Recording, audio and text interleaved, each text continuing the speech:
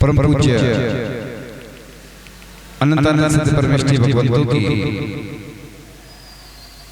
24 दिग्गज भगवंतों की परम पूज्याचार्य भगवंत शिक्षक विद्यासागर जी महाराज जी, परम पूज्याचार्य श्री शमय सागर जी महाराज जी, तीन कम नौ कम राजा की परम पूज्य मुनि श्री धर्म सागर जी महाराज जी। एक माँ थी और माँ का एक पुत्र था। माँ का एक पुत्र था और वो माँ जो थी गरीबी में रहती थी, सिलाई आदि करके और कुछ अपना जो भी गुजारा करती थी उस अपने बच्चे को पढ़ाती थी। और वो गांव में रहती थी, गांव से शहर और शहर से विदेश धीरे धीरे बच्चा पढ़ता गया पढ़ते उसकी सर्विस भी लग गई और बहुत बड़ा हो चुका था।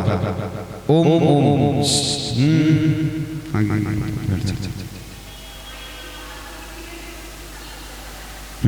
नहीं ठीक है सही है ओम ओम ओम कुछ नहीं करो कुछ नहीं कुछ नहीं करो अरे कुछ नहीं सुनो सही है। अब वो माँ और बच्चे दोनों रहते थे। अब हुआ यूं कि वो बढ़ते बढ़ गया और फिर क्या हुआ कि वो जो बच्चा था,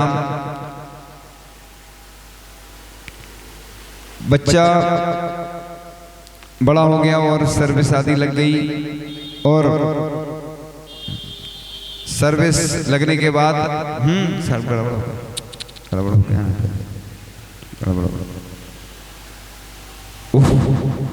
तो बस बच्चा जो था वो माँ मिलने गई उससे और वो पहचान नहीं पाया। माँ मिलने गई,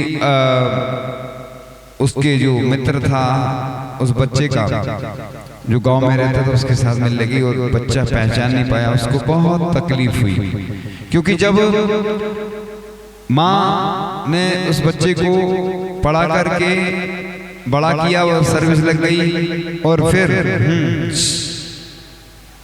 और उसने फिर जैसे ही वो पहचान नहीं पाया तो बस उसको बहुत तकलीफ हुई। अब शुरू होती है कहानी, माता पिता की कहानी शुरू होती है।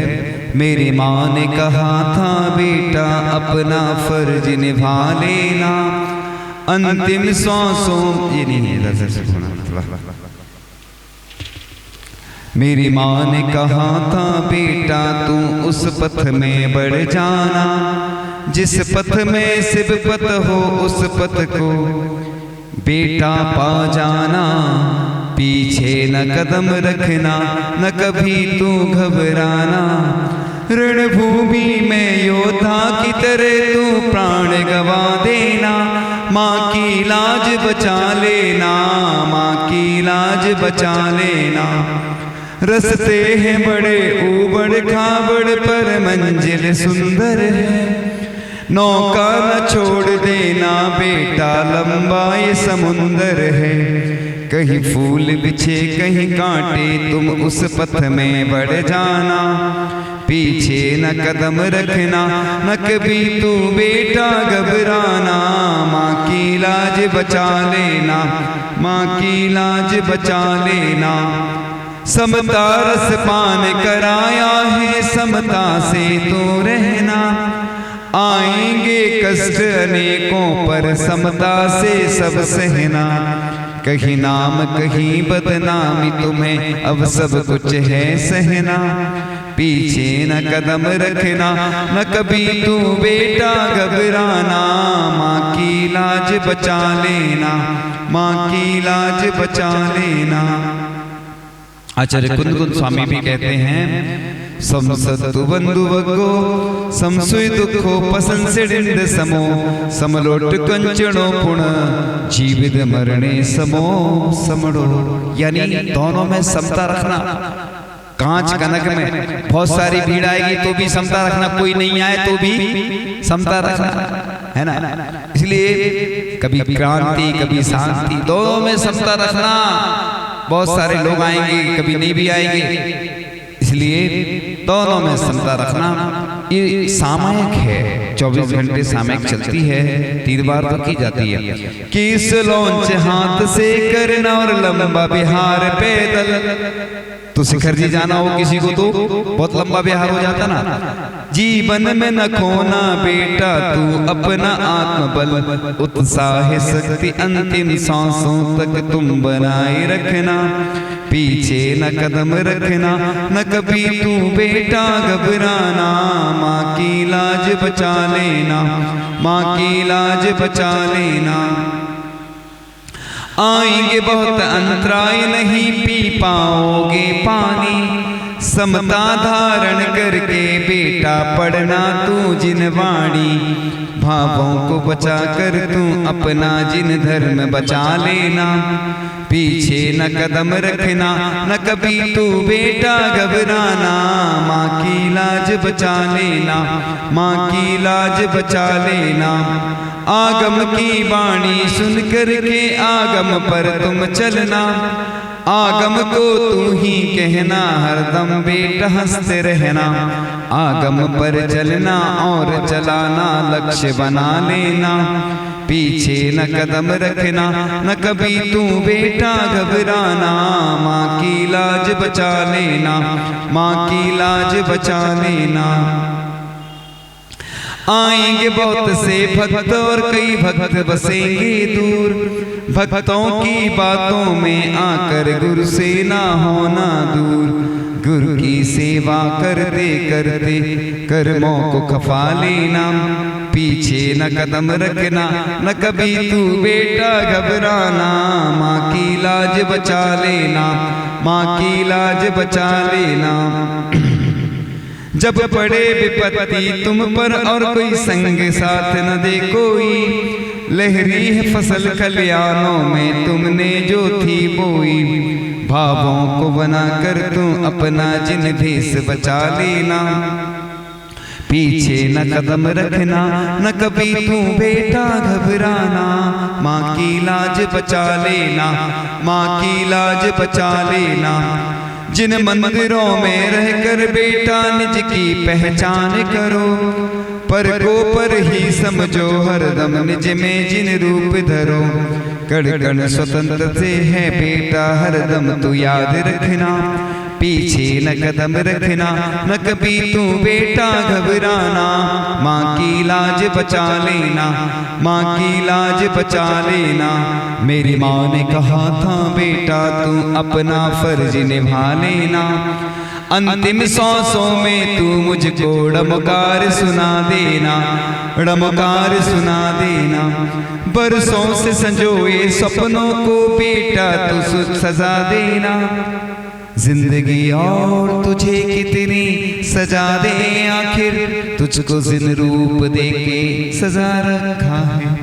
बेटा है तू अपनी माँ का दुनिया को बता देना। माँ का कर्ज चुका लेना, माँ का कर्ज चुका लेना। 9 माह गर्भ में रखा था बड़ा कष्ट उठा करके। घर से बाहर ना कर देना बेटा ठोकर दे के। छोटी सी जगह दिल में तू बना मुझको बसा लेना। बेटा है तू अपनी माँ का दुनिया को बता देना। माँ का कर्ज चुका लेना, माँ का कर्ज चुका लेना। गीले में सोती थी तुझको सूखे में सुलाती थी। रातों रातों जग कर तुझको लोरियां सुनाती थी। गोदी में उठाया है तुझको कांधा तू लगा देना। बेटा है तू अपनी माँ का दुनिया को बता देना। माँ का कर्ज चुका लेना, माँ का कर्ज चुका लेना। भूखी प्यासी रहती थी मगर मैंने पेट भरा तेरा। दुनिया में सबसे ऊंचा रिश्ता मेरा है तेरा। माँ का बेटा कहलाने का अधिकार बला लेना। पीछे न कदम रखना, न कभी तू बेटा घबराना। माँ की लाज बचा लेना, माँ की लाज बचा लेना। मेहनत मजदूरी करके मैं तुझको पढ़वाती थी, सुंदर सुंदर कपड़े लाकर तुझको पहनाती थी। छोटा सा कफन अर्थी को मेरी बेटा तू उड़ा देना। बेटा है तू अपनी माँ का दुनिया को बता देना। माँ का कर्ज चुका लेना, माँ का कर्ज चुका लेना। अंगुली पकड़ा करके तुझको चलना सिखलाती थी, गोदी में उठा करके तुझको मंदिर ले जाती थी। अंतिम सांसों के पहले तू तीर्थ करवा देना। बेटा है तू अपनी माँ का दुनिया को बता देना। माँ का कर्ज चुका लेना, माँ का कर्ज चुका लेना। पड़ता था कभी बीमार तो तेरी दवा कराती थी। मंदिर मंदिर जाकर प्रभु से मैं दुआ मंगाती थी, शांति धारा करवाती थी। मेरी इबसी जिंदगानी प्रभु बेटा पे लगा देना। बेटा है तू अपनी माँ का दुनिया को बता देना। माँ का कर्ज चुका लेना, माँ का कर्ज चुका लेना। लगती थी अगर कहीं चोट तुझे दिल मेरा रोता था, विश्राम तभी करती थी मैं जब लाल तू सोता था। हो जाए अगर पीड़ा मुझ में नजरें न हटा लेना। पीछे न कदम रखना, न कभी तू बेटा घबराना। माँ की लाज बचा लेना, माँ की लाज बचा लेना। दुनिया के रतन सारे फीके बेटा तू है अनमोल।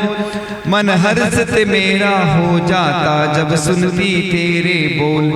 अपनी मीठी वाणी से मुझे प्रभु नाम सुना देना। बेटा है तू अपनी माँ का दुनिया को बता देना। माँ का कर्ज चुका लेना, माँ का कर्ज चुका लेना। मन में जागी थी इच्छा तेरी पूरी मैं कराती थी।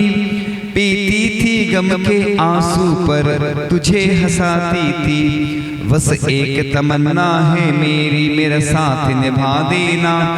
अंतिम सांसों में तू मुझको गुरु शरण दिला देना। माँ का कर्ज चुका लेना, माँ का कर्ज चुका देना। तेरी खुशियों की खातिर मैंने सब कुछ खो डाला। कांटों को सहा मैंने लेकिन फूलों से तुझे पाला। हो करके दूर हमसे बेटा हमको न भुला देना। बेटा है तू अपनी माँ का दुनिया को बता देना। माँ का कर्ज चुका लेना, माँ का कर्ज चुका लेना। तू ही सूरज तू ही चंदा तू आंगन का है तारा। मेरे जीवन का एक तू ही बेटा है सहारा। दीपक है तू मेरे कुल का ज्योति बन के रहना। बेटा है तू अपनी माँ का दुनिया को बता देना। माँ का कर्ज चुका देना, माँ का कर्ज चुका देना। इस प्रकार से माँ तब भी रोती थी जब बेटा पेट में लात मारता था। माँ तब भी रोती थी जब बेटा गिर जाता था। और माँ तब भी रोती थी जब बेटा बुखार या सर्दी में तड़पता था। माँ तब भी रोती थी जब बेटा खाना खाने नहीं आता था, खाता था। और माँ आज भी रोती जब बेटा खाना नहीं देता है। एक माँ थी, उसके 2 बेटे थे और दोनों 30 दिन एक बेटा के यहाँ भोजन करती थी माँ। और दूसरे मतलब 30 दिन दूसरे बेटे के यहाँ भोजन करती थी। जिस दिन 31वां वो होता था ना, उस दिन माँ को उपवास करना पड़ता था। तो आज की स्थिति ये हो गई है माता पिता की कि इस प्रकार से माता पिता अपने हिसाब से जब उनको कुछ तकलीफ होती है, और जब तकलीफ होती है तो बस उनके अंदर से इस प्रकार से बातें निकलती है कि माँ मुझसे रूठी है, मैं उसे मना लूंगा, आखिर मोम को पिघलने में देर कितनी लगती है। और इस प्रकार से प्यार कहते किसे और ममता क्या चीज है? ये तो उन बच्चों से पूछो जिनकी मर जाती है माँ। तो इस प्रकार से माँ के बारे में इतना सारा आपने सुना होगा, लेकिन इस प्रकार माँ संवेदना है, भावना है, एहसास है। माँ जीवन के फूलों में खुशबू का वास है। माँ रोते हुए बच्चे का खुशनुमा पलना है। माँ मरुस्थल में नदी या मीठा सा झरना है। माँ लोरी है, गीत है, प्यारी सी थाप है। माँ पूजा की थाली है, मंत्रों का जाप है। माँ आंखों का सिसकता हुआ किनारा है और माँ झुलसते दिनों में कोयल की बोली है। माँ मेहंदी है, कुमकुम है, सिंदूर है, रोली है। माँ त्याग है, तपस्या है, सेवा है। माँ फूंक से ठंडा किया कलेवा है। माँ कलम है, तबात है, स्याही है। माँ परमात्मा की स्वयं एक गवाही है। माँ अनुष्ठान है, साधना है, जीवन का हवन है। माँ जिंदगी के मोहल्ले में आत्मा का भवन है। माँ चूड़ी वाले हाथों के मजबूत कंधों का नाम है। माँ चिंता है, याद है, हिचकी है। माँ बच्चे की चोट पर सिसकी है। माँ चूल्हा, धुआं, रोटी और हाथों का छाला है। माँ जीवन का कड़वाहट में अमृत का प्याला है। माँ जगत है, पृथ्वी है, धुरी है। माँ बिना इस सृष्टि की कल्पना अधूरी है।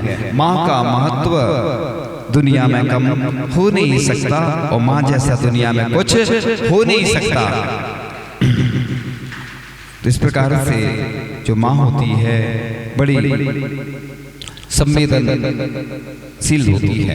कब्र की आगोश में जब फूंक कर सो जाती है माँ, तब कहीं जाकर थोड़ा सुकून पाती है माँ। जब जरूरत हो मेरे बच्चों को इतना सोचकर जागती रहती है आंखें और सो जाती है माँ।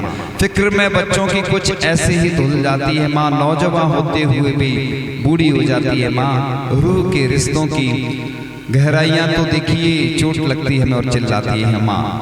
और जब हम खुशियों में माँ को भूल जाएं, जब मुसीबत सर पे आए याद आती है माँ। लौट कर वापस सफर से जब भी घर जाते हैं हम, आंचल में अपने ढांक कर सर को सहलाती है माँ। शुक्रिया हो ही नहीं सकता कभी उसका अदा, मरते मरते वे दुआ जीने की दी जाती है माँ। क्योंकि हमारी भी जिनवाणी माँ होती है। हमारे गुरु नाम गुरु थे जो आचार्य श्री ज्ञान सागर जी, उनकी सेवा परम पूज्य आचार्य श्री विद्यासागर जी ने की तो उनको सब कुछ प्राप्त होता चला गया। हमारे गुरु भी माँ होते हैं। हमारे माँ जो जिनवाणी माँ होती है और जो हमारे माता पिता होते हैं वो भी हमारे माँ के अनेक प्रकार होते हैं जो हमारे पालन पोषण करते हैं। वो तो मरते दम जब बच्चा घर पे ना आ पाए, अगर परदेश से अपनी दोनों पुतलियां चौखट पर रख जाती है माँ, तो माता पिता की सेवा करने से जो नर घबराते हैं उनके दामन औलादों से कभी नहीं भर पाते हैं। जो तेरे साथ कटे वह सजा नहीं लगती और जो माँ बाप को रुलाए उसे कभी दुआ नहीं लगती। सोचो उम्र के भी ताने तनेंगे, देह और आत्मा में युद्ध ठनेंगे। नश्वर शरीर युद्ध हार जाएगा, तुमको भी कोई विसार जाएगा। यानी आप भी कर्मों के संताप बनोगे, आप भी कभी माँ बाप बनोगे। काल चक्र सभी को निचोड़ देते हैं, आश्रमों में लाकर हमें छोड़ देते हैं। बरसों पहले चली गई माँ तभी हुआ ये हाल, थाली में अब कौन परोसे तड़के वाली दाल। अब माँ के कई रूप होते हैं। वृद्ध भी माँ होती है। पूज्य ज्ञान सागर जी महाराज थे, 80-82 वर्ष के थे और आचार्य श्री विद्यासागर जी महाराज की जब दीक्षा हुई थी तो 20-22 वर्ष की उम्र, चौगना अंतर था। लेकिन वो माँ तो माँ होती है, वृद्ध भी हो तो हाथ खुरदरा मगर गाल पर रेशम सा एहसास। चली गई पर अब तक लगता यही कहीं है पास। तो इम्तिहानों की रात हम पढ़े नहीं कुछ खास, पास हमें करते रहे तेरे व्रत उपवास। कहीं तू बनकर कभी आए जो हालात, तेरा आंचल पार कर आ न सके वो पास। इस तरह मेरे गुनाहों को वो धो देती है माँ, बहुत गुस्से में होती है तो रो देती है। इस प्रकार से मेरी कोशिश जिसे मुश्किल समझकर छोड़ देती है, माँ की सोच उसे सुलझाने वहां तक दौड़ जाती है। गजब का हुनर है पढ़कर मेरा चेहरा लफ्ज़ लफ्ज़ माँ सबका सब बोल जाती है। माँ ऐसी शख्सियत होती है कि जब देखती है कि 5 लोगों के लिए मिठाई के 4 ही टुकड़े हैं तो तुरंत साफ साफ बता देती है कि मुझे बिल्कुल मिठाई पसंद नहीं। आप लोग भी करते हैं ऐसे ही, और रखा है और रखा है, सब समझ जाते हैं हम लोग। तो ये ऐसा कर्ज है जो मैं अदा कर नहीं सकता। ये अंधेरे देख रहे मुँह तेरा काला हो गया। माँ ने आंखें खोल दी और घर में उजाला हो गया। किसी को घर मिला हिस्से में, किसी के हिस्से में दुकान आई। मैं घर में सबसे छोटा था, मेरे हिस्से में माँ आई। तो जिस घर में माँ बाप की इज्जत नहीं होती उस घर में कभी बरकत नहीं होती। फटे कैलेंडर हो गए आज के माँ बाप, इन्हें कहाँ टांगे ये सोचते चुपचाप। इस प्रकार से ये जो माँ होती है बड़ी संवेदनशील होती है। और क्या सूरत क्या सीरत क्या सूरत थी। माँ ममता की मूरत थी, पांव छुए और काम हुए, अम्मा एक मुहूर्त थी। तो इस प्रकार से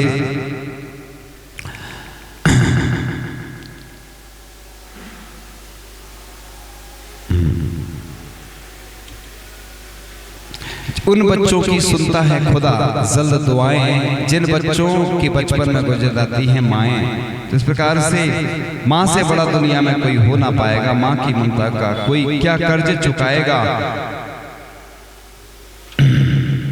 तेरी उंगली पकड़कर चला हूँ माँ, तेरी दिल में सिर्फ मैं बसा हूँ माँ। तेरे दिल को कुछ भी भाता नहीं जब तक मैं घर आ जाता नहीं। सारा दिन तू मेरा इंतजार करे, सबसे बढ़कर तू मुझे प्यार करे।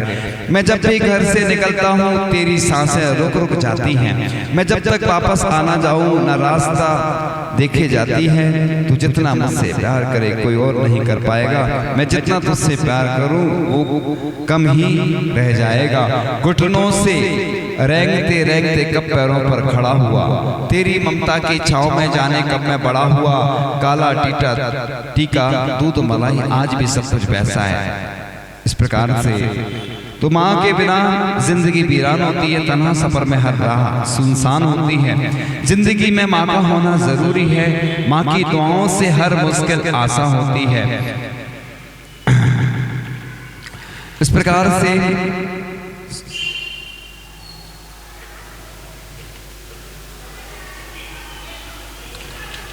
तो इस प्रकार से माँ की जो ममता होती है बड़ी होती है। तो इस प्रकार से माता और पिता दोनों किस प्रकार से हमारे लिए सहयोग करते हैं। तो पिता की बात भी कर लेते हैं। हर बार माँ की तो बात होती थी, उतनी पिता की नहीं होती। आज तो दोनों आ ही गए। तो माता तो है ही, लेकिन पिता जीवन है, संबल है, शक्ति है। पिता सृष्टि के निर्माण की अभिव्यक्ति है। पिता अंगुली पकड़े बच्चे का सहारा है। पिता कभी कुछ मीठा है तो कभी कुछ खारा है। पिता पालन पोषण है, परिवार का अनुशासन है। पिता भय से चलने वाला प्रेम का प्रशासन है। पिता रोटी है, कपड़ा है, मकान है, छोटे से परिंदे का बड़ा आसमान है। पिता अप्रदर्शित अनंत प्यार है। पिता है तो बच्चों को इंतजार है। पिता से ही बच्चों के ढेर सारे सपने हैं। पिता से ही बच्चों के ढेर सारे सपने हैं। पिता है तो बाजार के सब खिलौने अपने हैं। पिता से परिवार में प्रतिपल राग है। इसको अपन पिता की जगह गुरु भी लगा सकते ना, गुरु होते ना अपने माता पिता यानी अपने गुरु। तो इस प्रकार से पिता परमात्मा की जगत के प्रति आसक्ति है। पिता गृहस्थ आश्रम में उच्च स्थिति की भक्ति है। पिता अपनी इच्छाओं का हनन और परिवार की पूर्ति है। पिता रक्त में दी हुए संस्कारों की मूर्ति है। पिता एक जीवन को जीवन दान है। पिता दुनिया दिखाने का एहसास है। पिता सुरक्षा है अगर सिर पर हाथ है। पिता नहीं तो बचपन अनाथ है। जैसे हम लोग अनाथ हो गए ना, है तो गुरु, लेकिन जो दीक्षा दी, जिन्होंने हमें शुरू से लेके जिन्होंने साथ दिया, ऐसे गुरु के बिना हम लोग अनाथ हो जाते हैं। पिता नहीं तो पिता से बड़ा तुम अपना नाम करो। पिता का अपमान नहीं अभिमान करो, क्योंकि माँ बाप की कभी कोई पाट नहीं सकता, ईश्वर भी इनके आशीषों को काट नहीं सकता। दुनिया में किसी भी देवता का स्थान पूजा है, माँ बाप की सेवा ही सबसे बड़ी पूजा है। ये भगवान की पूजन तो करना जरूरी है, ये पूजन अन्य हिसाब से वो लिखा है। इसलिए विश्व में किसी भी तीर्थ की यात्रा सब व्यर्थ है यदि बेटे के होते माँ बाप असमर्थ हैं। वो खुशनसीब होते हैं माँ बाप जिनके साथ होते हैं, क्योंकि माँ बाप की आशीषों के हजारों हाथ होते हैं। इसलिए जब मैं 3 वर्ष का था, ये किसी के शब्द हैं, शब्द दूसरों के हैं। मैं जब 30 वर्ष का था तब मैं सोचता था कि मेरे पिता दुनिया के सबसे मजबूत और ताकतवर व्यक्ति हैं। जब मैं 6 वर्ष का हुआ तब मैंने महसूस किया कि मेरे पिता दुनिया के सबसे ताकतवर ही नहीं, सबसे समझदार व्यक्ति भी हैं। जब मैं 9 वर्ष का हुआ तब मैंने महसूस किया कि मेरे पिता को दुनिया की हर चीज के बारे में ज्ञान है। मैं जब 12 वर्ष का हुआ तब महसूस करने लगा कि मेरे मित्रों के पिता मेरे पिता के मुकाबले ज्यादा समझदार है। जब मैं 15 वर्ष का हुआ तब मैंने महसूस किया कि मेरे पिता को दुनिया के साथ चलने के लिए कुछ और ज्ञान की जरूरत है। जब मैं 20 वर्ष का हुआ तब मुझे महसूस हुआ कि मेरे पिता किसी और ही दुनिया के हैं और वे हमारी सोच के साथ नहीं चल सकते। जब मैं 25 वर्ष का हुआ तब मैंने महसूस किया कि मुझे किसी भी काम के बारे में अपने पिता से सलाह नहीं करनी चाहिए, क्योंकि उनमें हर काम में कमी निकालने की आदत सी पड़ गई है। जब मैं 30 वर्ष का हुआ तब मैं महसूस करने लगा कि मेरे पिता की मेरी नकल करने से कुछ समझ आ गई है। जब मैं 35 वर्ष का हुआ तब मैंने महसूस करने लगा कि उनसे छोटी मोटी बातों के बारे में सलाह ली जा सकती है। जब मैं 40 वर्ष का हुआ तब मैंने महसूस किया कि कुछ जरूरी मामलों में पिताजी से सलाह ली जा सकती है। जब मैं 50 वर्ष का हुआ तब मैंने फैसला किया कि मुझे अपने पिता की सलाह के बिना कुछ नहीं करना चाहिए, क्योंकि मुझे यह ज्ञान हो चुका है कि मेरे पिता दुनिया के सबसे समझदार व्यक्ति हैं। पर इससे पहले कि मैं अपने इस फैसले पर अमल कर पाता, मेरे पिताजी इस संसार को अलविदा कह गए और मैं अपने पिता की हर सलाह और तजुर्बे से वंचित रह गया। जैसे हमारे गुरु इस दुनिया से चले गए तो पूरी दुनिया अनाथ हो गई है, ऐसे लगता है कि कुछ बचा ही नहीं है। बहुत सारी समस्याएं आने लगी हैं। हमारे गुरु जी जब से गए ना तो ऐसे लगता है कि बस दिन निकल जाते हैं, रात निकल जाती है, लेकिन उनका साथ हमेशा याद रहता है। जब बोलते थे, जब भी कुछ बोलते थे, डांटते थे, अब वो यादें बनकर रह गई स्मृतियों में। बस स्वर्णिम स्मृतियां वो स्मृति चिन्ह के रूप में हमारे हृदय पटल पर आज भी विराजमान हैं। तो आप वृक्ष की छाया हो, नदी का जल हो, आप प्रभात के सूर्य, आप ही मेरा कल हो, आप पिता हो, आप मेरी हर बात हो, मेरे दिन मेरी रात हो, आप हरदम मेरे साथ हो, प्यार भरा एहसास हो, आप पिता हो। जब मैं थकता हूँ तो आपके पास आता हूँ, हर पल आपको दिल में बसाता हूँ, हर खुशी में आपके गीत गाता हूँ, हर गम में सिर पर हाथ पाता हूँ। आप पिता हो या गुरु हो, तन्हाई में आप पत्थर हो, मिलन में आप छत्र हो, आप घर पर नहीं हो मेरे साथ, मेरे निज घर में। जिन ग्रह बोलते हैं ना मंदिर को क्या बोलते हैं? चिन्ह ग्रह। और मेरा हृदय रूपी घर है। जब अपन उदक चंदन अर्घ चढ़ाते हैं ना तो कई लोग धर्मशाला में भी वही बोलते हैं मम ग्रह नहीं, मम हृदय। ऐसे ही गुरु और प्रभु मेरे हृदय में हमेशा विराजमान रहते हैं। आप घर पर नहीं हो मेरे साथ सर्वत्र हो, आप पिता हो, गुरु हो। पिता तो परमेश्वर का प्रतिरूप है, परमात्मा जैसा अलौकिक उपकारी व पिता जैसा लौकिक उपकारी कोई नहीं। तो बस इस प्रकार से संसार के सारे चिराग जल बुझ जाते हैं जब आपकी प्रेरणा के दीपक प्रकाशित हो जाते मेरे हृदय मंदिर में। और इसी दीपक के किरणों की आभा से मैं अपार असीम अंधकार को लाकर प्रवेश करता हूँ उज्जवल प्रकाश में अभिनव नूतन जगत में। तो बस उनका स्मरण करता हूँ। जैसे आप अपने पुत्र को हाथ पकड़कर पूजा कराने मंदिर ले जाते हो, वैसे ही वृद्ध माता पिता को हाथ का सहारा देकर क्या नहीं ले जा सकते? तो बस माता पिता की अंतिम सांस तक स्वयं सेवा करें, उनकी लाठी का सहारा आप स्वयं बने। बाहर से आए तो उनके आवश्यक जो है वो क्रियाएं करें, उनको भोजन कराने के बाद ही स्वयं भोजन करें, सेवक की भांति विनय पूर्वक सेवा करें। और चरणों में सिर झुकाकर दिन की शुरुआत करें। इसलिए प्रभु की पहले सेवा करने के बाद सुबह से उठते ना तो कई लोग चरण स्पर्श करते हैं, क्योंकि उनका आशीर्वाद अपन को प्राप्त होता है। जैसे आचार्य श्री जब सबसे पहले उठते थे तो जिनवाणी को नमस्कार करते थे। इसलिए आचार्य भक्ति सुबह से की जाती है कि अपने आचार्यों के कितने उपकार है हमारे ऊपर। शाम को भी की जाती है, दोपहर में नहीं की जाती, क्योंकि सुबह शाम महत्वपूर्ण होती है। इसलिए आचार्य जितने हैं देव सास गुरु सिद्ध परमेश्वरी देव हो गए, और जिनवाणी सुत भक्ति यानी शास्त्र, और आचार्य परमेश्वरी यानी गुरु। इस प्रकार से जितने भी मुनिराज होते हैं, जितने भी साधु होते हैं, वो सब देव सास गुरु की भक्ति करते हैं। तो इस प्रकार से आप अपने माता पिता के अंकुश में हैं कि आपके माता पिता आपके नियंत्रण में हैं। आप अपने माता पिता के साथ हैं कि माता पिता आपके साथ हैं। तो इस प्रकार से थोड़ा सा और विषय कह करके कि माता पिता से पूछकर कोई भी कार्य, माता पिता की हर आज्ञा का पालन करो। दान भी माता पिता के नाम से ही करें। देखो अपन बच्चों को भी दान के संस्कार दें, क्योंकि आगे चलकर उनको ट्रस्टी बनाते हैं तो उनमें दान की भावना होती है। इसलिए दान महत्वपूर्ण तो दान के भाव महत्वपूर्ण होते हैं, चाहे कोई छोटा सा दान करे चाहे बड़ा करे। इसी प्रकार से अपन जो स्मृति में रखते हैं ना, वेदी बनवाते हैं, कोई शिखर बनवाता है, प्रतिमा में स्वर्गीयों के नाम नहीं आते हैं, महिलाओं के नहीं आते हैं, पुरुष वर्ग के ही आते हैं, वो भी जो सगे हैं जो दान दे रहे हैं। बाकी उनकी स्मृति में अन्न ऐसे अपन कार्य इसलिए करते हैं कि उनकी स्मृति में ये हमने कार्य किया, लोगों को भी रहता है याद। इसलिए माता पिता की इच्छा का अनुसरण करें। माता पिता जो दे वही ले, ना दें तो मत लें। अपनी कमाई माता पिता के चरणों में रखें। मैंने तो एक बात बहुत अच्छी कही थी, अब सबका हिस्सा होना चाहिए। जो भी इनकम होती ना पहले से निर्धारित करो, तो लोगों को नंबर 2 का काम नहीं करना पड़े। महिलाओं को जेब में से निकालना पड़ता, लड़कों को भी निकालना पड़ता, चोरी तो हो ही जाता।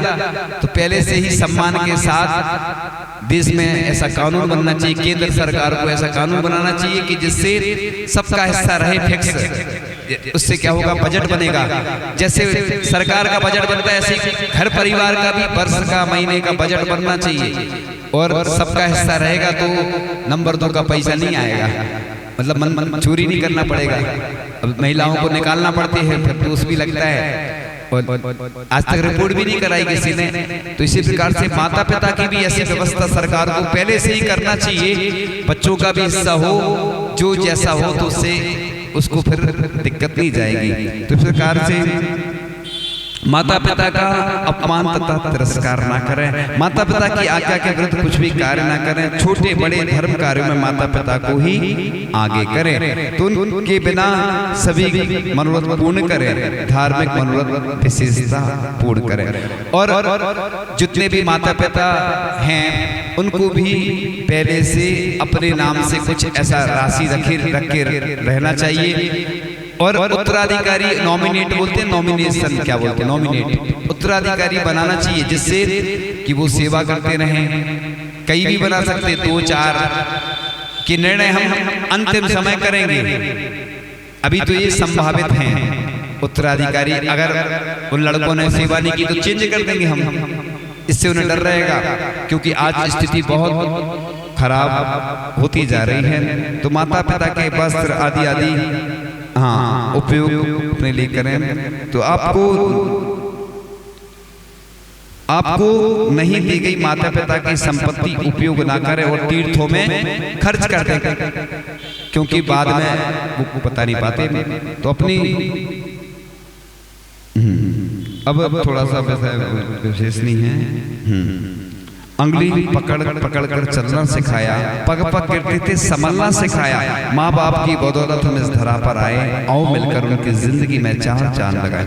माँ बाप के एहसान को जिंदगी भर भुला ना पाएंगे, चाहे कर भी उनके ऋण से उऋण भी हो ना पाएंगे। असह्य वेदना सहकर दिया हमें खूबसूरती का जीवन, अमानत है उनकी यह जीवन, यह तन यह बदन। आज हम भी बने उनके बुढ़ापे का सहारा, सफल हो जाएगा जीवन उनका पाकर सेवा सहकारा।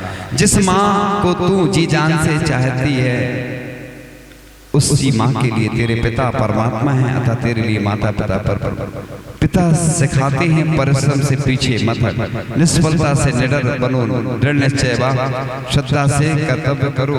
इस प्रकार से बहुत वो पंक्तियां चल रही थी कि वो माँ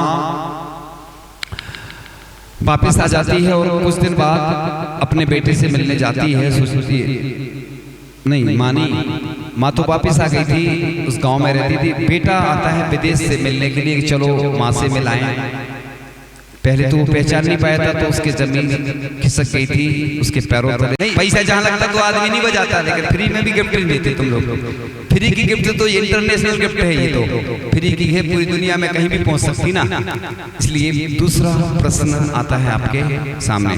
दूसरा प्रश्न,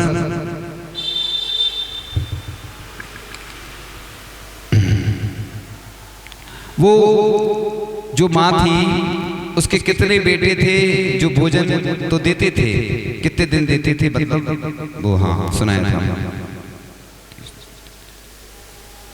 किस दिन नहीं देते थे। और मतलब दोनों प्रश्न आ गए। अब जैसे कोई थोड़ा सी जमीन खिसक गई थी कि विदेश गई मिलने माँ, उसको बहुत दुख हुआ। अब बेटा आता है और गांव में आता है तो पूछता है इधर उधर, तो बस चाबी मिल जाती है उसको किसी के द्वारा कहीं पे।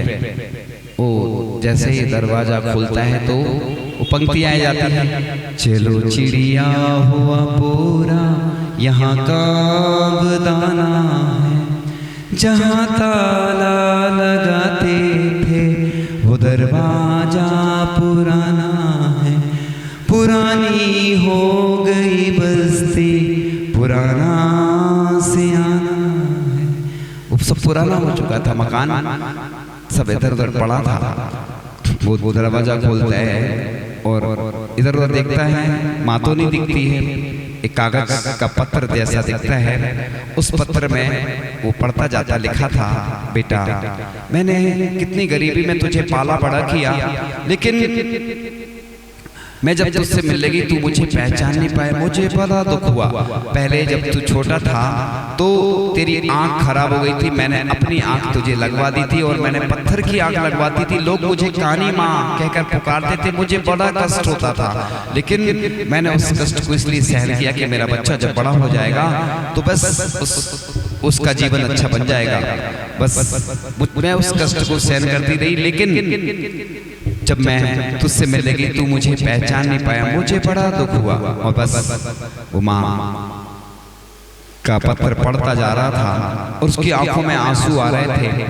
लिखा है, कहते हैं कि बहते हुए आंसुओं ने आंख से बस इतना ही कहा, हमें क्या पता था एक दिन घर से निकाले जाएंगे। तो आंसू का घर क्या होता है? आंखें होती। इसलिए अब वो पढ़ता जा रहा है और वो समझ गया कि माँ अब इस दुनिया में नहीं है, वह चल बसी है। और बस वो बहुत दुखी हो रहा है कि अब पछताए का होते जब चिड़िया चुग गई खेत। अब पछताने से कुछ होने वाला नहीं है। और बस वो समझ जाता है कि माँ मेरे ही कारण, वह बीमार तो थी।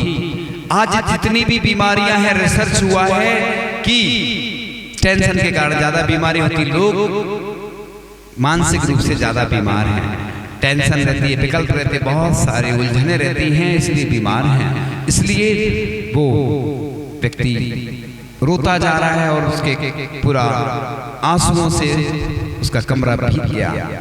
पहले से अगर वो चेत जाता। ये कहानी उन दुनिया के उन माता पिता की है जो कष्ट को सहन करके पढ़ाई करवाते हैं बच्चों को। जब बच्चे धोखा देते हैं तो उनको बड़ा कष्ट होता है। आज शिक्षा पर जितना खर्च होता है, जितना पूरा कुटुंब तो नहीं बोल सकते, जितने में परिवार पूरा पढ़ लेता था, आज एक बच्चा पढ़ता है। कई लोग कर्जे लेकर पढ़ाते अपने बच्चों को, और बच्चों की स्थिति देखो जाकर तो लगेगा कि बताओ। इसलिए बच्चों में उत्साह जागृत करें, अच्छे से पढ़ाएं। ये कहानी उन सब माता पिता की है जो अपने माता पिता के लिए कुछ नहीं कर पाते हैं, इसलिए ये कहानी सबकी है। इसलिए इस कहानी से यही शिक्षा मिलती है कि हमें अपने माता पिता, उन्होंने हमें बड़ा किया, उन्होंने जो संस्कार दिए, रिटर्न गिफ्ट बोलते ना, संस्कार हमें वापस देना है।